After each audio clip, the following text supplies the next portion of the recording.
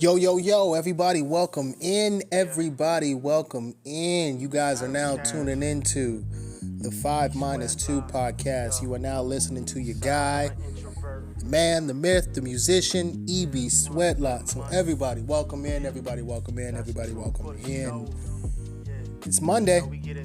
It is Monday already, y'all. Monday. It seems like I'm going live Mondays, but I don't really try to plan it. I just, most of the stuff is like spare of the moment, whenever I get time. But it is Monday, y'all. February 3rd, 2025, man. Good afternoon, good evening, good morning. However I greet you is however I greet you. Yo, so everybody welcome in, man. We got a few topics to go over today. We're going to talk about Kendrick Lamar sweeping the Grammys, of course, Beyonce, Doji, and then we're also going to flip over to the massive thing, the Lakers, the Dallas trade between Luka Doncic, I can't even talk today, Luka and Anthony Davis. So we are going to get into it. So, you know what? Without further ado, let's get into it. All right, man. Congratulations to my man, Kendrick Lamar. Man, he swept the Grammys, man. He swept the Grammys yesterday, Sunday, man, for what I think is the 67th annual, the 67th already, man. He swept the Grammys, winning 5. So he won Song of the Year, Record of the Year, Rap Song, Music Video, and Best Rap Performance. So I think that's a total of 5. So, man, congratulations, Kendrick, man.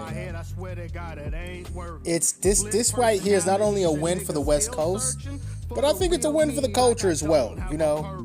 I think it's been kind of hit and miss with the Grammys, and most people, I don't really look at the Grammys as the end all be all, because in my personal opinion, I used to think in the past, the voters, the board, I think they were kind of just not in touch and just unplugged when it came to especially rap music, culture, things that are affecting everybody. So it's good to see that the Grammys got it right.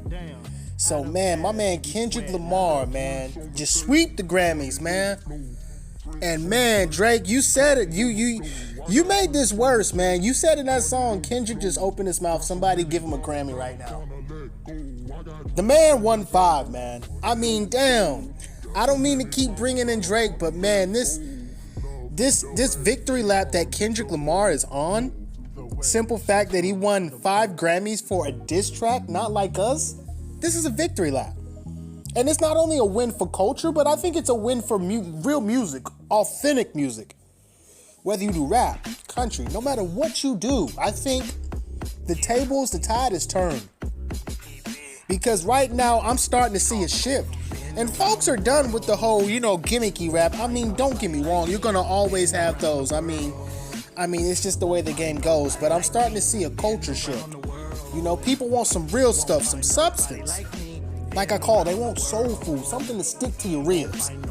Don't get me wrong, sometimes, when you are on the go, you gotta, get that fast food, but you want something that's gonna give you what you need. That's gonna fill you up, stick to your ribs. And man, Kendrick Lamar, shout out to you, man. It was written like Nas said, man. Record of the year.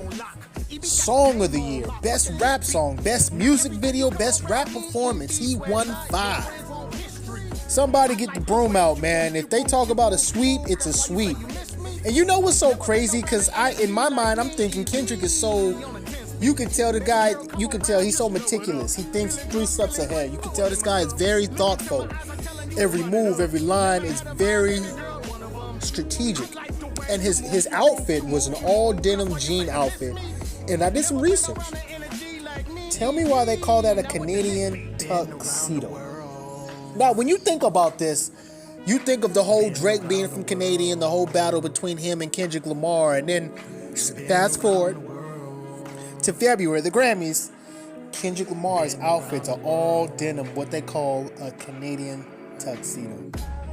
I'm not saying that's petty, but man, Kendrick Lamar, man, you cold with it, man. They say the boogeyman. I really believe that, man. So shout out to Kendrick. And then also shout out, man, to Beyonce. She actually won. I think she won 3. She won Album of the Year. She never won it. So shout out to Beyonce for, Cowboy Carter. She also won for country album, and then country duo / group. So I think she took home 3. So shout out to Beyonce, because I don't think she ever won Album of the Year. And I think it's pretty dope that she got recognized by the Grammys for Album of the Year. Because that Cowboy Carter did have some substance, man. It went back to her roots. And it's kind of crazy how she kind of got shunned by the CMA Awards, Country Music Awards. So they kind of be like, they kind of did her dirty by subbing her. But hey, shout out to Beyonce for winning Album of the Year. Because before this, she never won it, but congratulations. And then special shout out to Doji. Yay, man. Shout out to Doji. She joins the upper echelon of female rappers who won Album of the Year. And she won Album of the Year for Alligator Bites Never Heal. If you haven't got that album, if you haven't checked it out, if you haven't listened to it, I advise you go check it out, go listen to it. She's from Tampa, Florida. I love her style. I love the music. I love the passion she has. Man, so shout out to Doji, man, a female rapper who won Album of the Year. So she joins Lauryn Hill from Miseducation, and then she also joins, I think it's Cardi B in Invasion of Privacy. So three female artists that won Rap Album of the Year. Man, shout out to Doji, and shout out to TDE, man. TDE been, man, no pun intended, but y'all been on the victory lap, man. Y'all been on the victory lap, so once again, man, it's good to see the Grammys get something right, because it's always been a hit and a miss. And man, I'm not tripping at all. And I don't know if you guys watched it, but if you watch the Grammys, and I don't mean to flip back to Kendrick Lamar's part, if you guys ever get this chance to see the scene where Dr. Dre is high-fiving the CEO of UMG, Lucien and Grange, are doing a high five when Kendrick Lamar wins. I think when he wins his award for Not Like Us, you can see them high-fiving, and it's such crazy work. The reason I bring it up, because that's the guy that Drake sued. So when you tie all this together, you be like, oh, wow. So I think this is a win for the culture. If you ask me, this is definitely a win for the culture. Definitely a win for real music, real artists, and it's good to see, And just to think, man, the year's just begun, and we got the Super Bowl that is next weekend. So Kendrick Lamar basically won 5 Grammys off of a diss track for Not Like Us in February.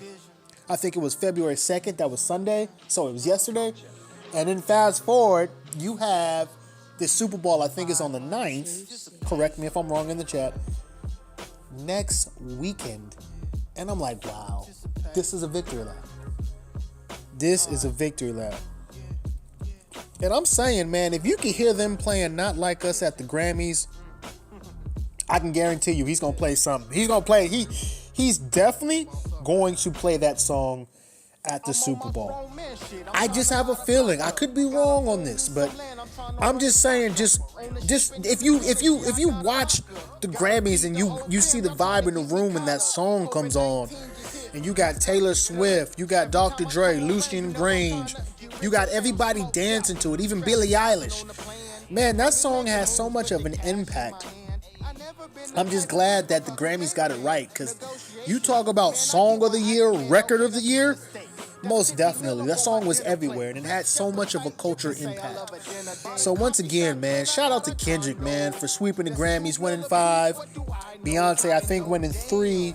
And then Doji, man, winning Album of the Year for Alligator Bites Never Heal. If y'all haven't if you haven't heard the album, make sure to go get it. Good listen, I love it, man. And shout out to Doji, shout out to Kendrick Lamar, TDE, Beyonce. So, man, the Grammys were kind of interesting. So if you haven't seen it, man, make sure to go watch it.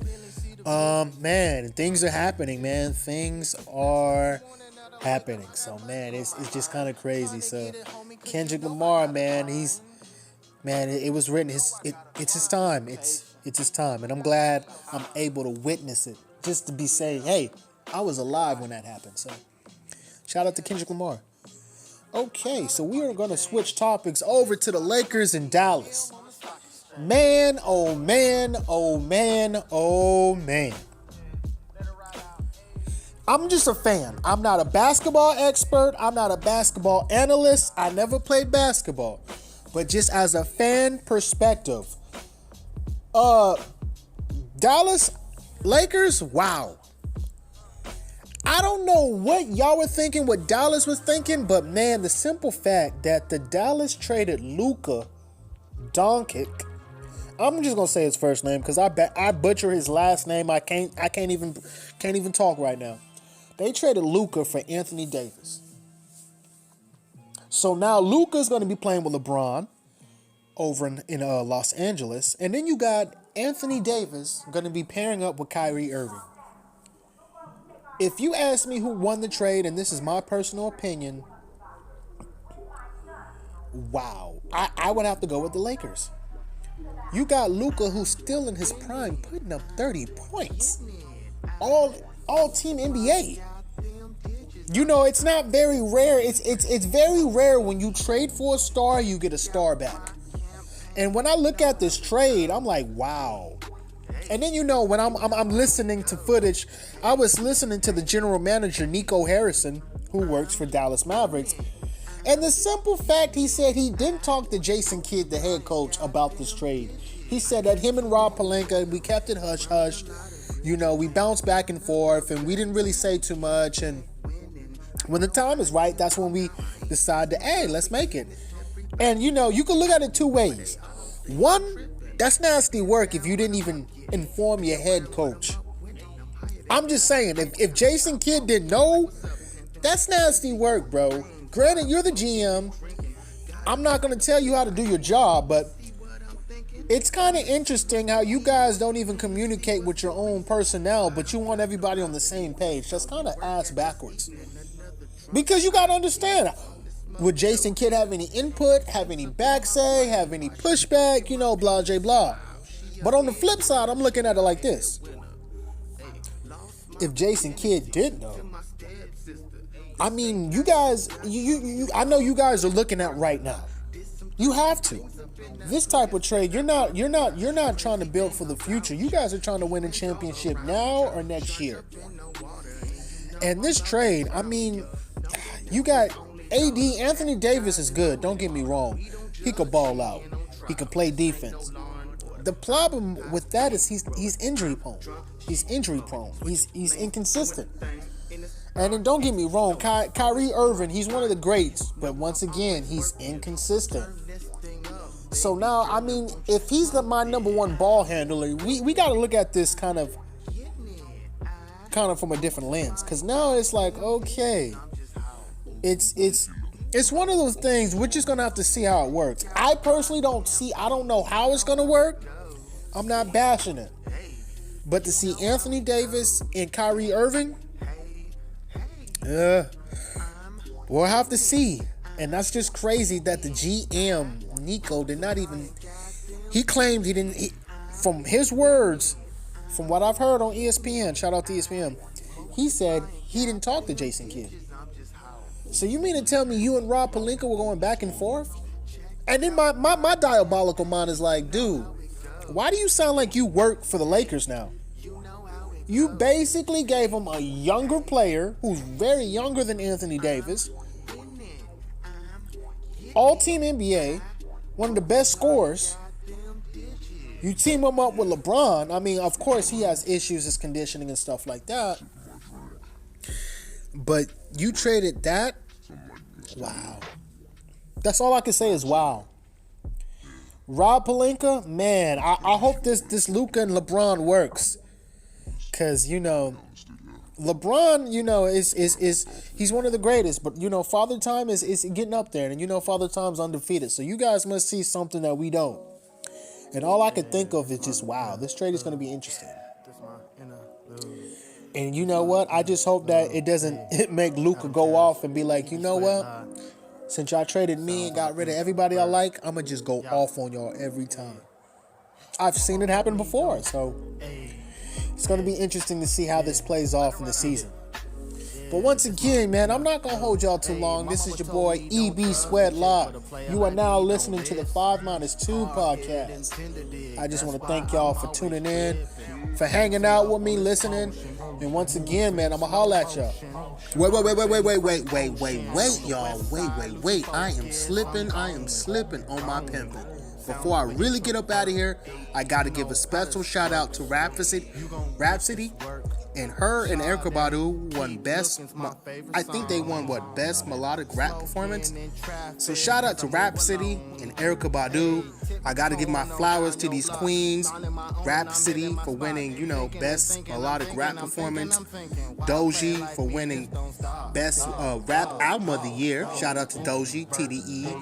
And Beyonce for winning album of the year. Cause before this, she never got it. She was always snubbed, but she won Best Album of the Year for Cowboy Carter.